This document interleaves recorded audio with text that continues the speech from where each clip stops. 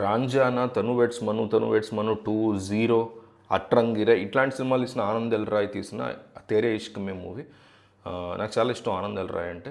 But second హాఫ్తో నేను పెద్దగా connect అవ్వలేకపోయాను ఈ సినిమా అని చెప్పుకోవాలి. ఆమ్, అంటే సినిమా ఫస్ట్ హాఫ్ బాగానే ఉంది కానీ సెకండ్ హాఫ్ పెద్ద ఫీల్ ఇవ్వకపోగా ఏదేదో జరిగిపోతూ ఉంటుంది, సినిమా ఎటెటో వెళ్ళిపోతుంది అనే ఫీలింగ్ అయితే అనిపించింది. హీరోకి కోపం చాలా ఎక్కువగా ఉంటుందన్నమాట. అలాంటి అతను ఒక అమ్మాయిని ప్రేమిస్తాడు, మనోడిని థీసిస్ కోసం లాగా డీల్ చేస్తుంది, ఫస్ట్ చెప్తుంది ఆ విషయం, ఈ ప్రాసెస్లో ఏం జరిగింది ఏంటి ఆ తర్వాత ఏమైంది అనేది మూవీ యొక్క సింపుల్ స్టోరీ లైన్. ఈ టైప్ ఆఫ్ స్టోరీస్ చూసినప్పుడు మనకి మ్యాక్సిమం ఎక్కుతాయి అని అనిపిస్తుంది, బట్ కొన్ని మాత్రం ఎక్కడో ఏదో తేడా కొట్టి డిస్టర్బెన్స్ క్రియేట్ అయ్యి మిస్ అయిపోతుంది అనిపిస్తుంది. అట్లాంటిది బాగానే బిల్డ్ చేశారు, యాంగర్ ఇష్యూస్ అని ఇంకోటని సేమ్ అలానే స్టార్ట్ చేశారు కూడా. ఫ్లాష్ బ్యాక్లో మళ్ళీ తర్వాత లవ్ స్టోరీ బాగానే డీల్ చేశారు, అంతా కూడా ఒక ఫ్లో అయితే బిల్డ్ చేశారు బాగానే.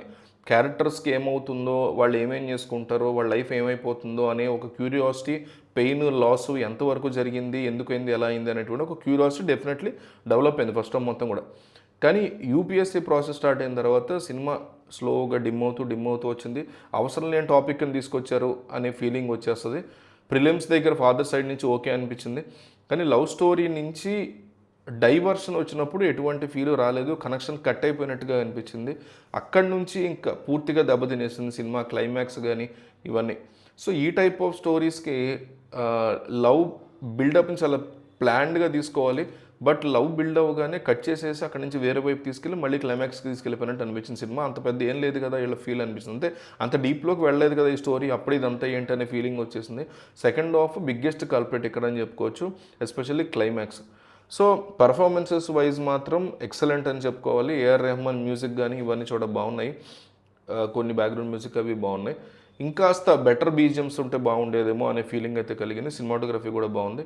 మొత్తం మీద బండి చాలా పర్ఫెక్ట్గా స్టార్ట్ చేశారు, కాస్త స్ట్రాంగ్గా ముందుకు తీసుకెళ్లాల్సింది పోయి మధ్యలో కట్ చేసి వేరే వైపు డైవర్ట్ చేసి ఆ తర్వాత క్లైమాక్స్కి వెళ్ళిపోయేసరికి కంప్లీషన్ ఆర్ ఒక ఫుల్ఫిల్మెంట్ అనే ఫీలింగ్ రాలేదు సినిమా చూస్తున్నాను సేపు.